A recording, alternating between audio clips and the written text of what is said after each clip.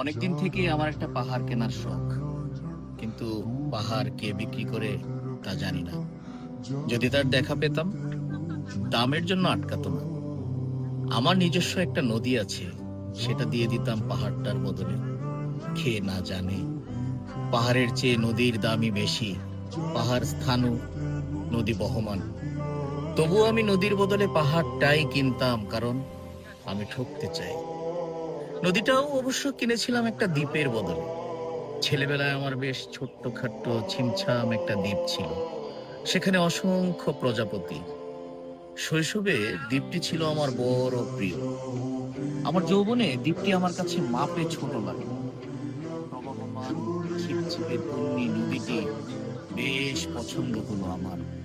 বন্ধুরা বলল, ওইটুকু একটা দ্বীপের বিনিময়ে এত বড় একটা নদী পেয়েছিস, খুব জিতেছিস তো মাইরি। তখন জয়ের আনন্দে আমি বিহ্বল হতাম। তখন সত্যি আমি ভালোবাসতাম নদীটিকে। নদী আমার অনেক প্রশ্নের উত্তর দিল, যেমন, বলতো আজ সন্ধেবেলা বৃষ্টি হবে কিনা। সে বলতো, আজ এখানে দক্ষিণ গরম হাওয়া, শুধু একটি ছোট্ট দ্বীপে বৃষ্টি। সে কি প্রবল বৃষ্টি, যেন একটা উৎসব। আমি সেই দ্বীপে আর যেতে পারি না। সে জানতো, সবাই জানে, শৈশবে আর ফেরা যায় না। এখন আমি একটা পাহাড় কিনতে চাই। সেই পাহাড়ের পায়ের কাছে থাকবে গহন অরণ্য। আমি সেই অরণ্য পার হয়ে যাব।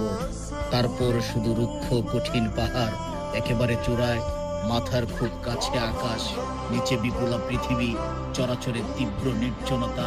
আমার কণ্ঠস্বর সেখানে কেউ শুনতে পাবে না। আমি ঈশ্বর মানি না তিনি আমার মাথার কাছে ঝুঁকে দাঁড়াবেন না। আমি শুধু 10 দিককে উদ্দেশ্য করে বলবো, প্রত্যেক মানুষই অহংকারী। এখানে আমি একা।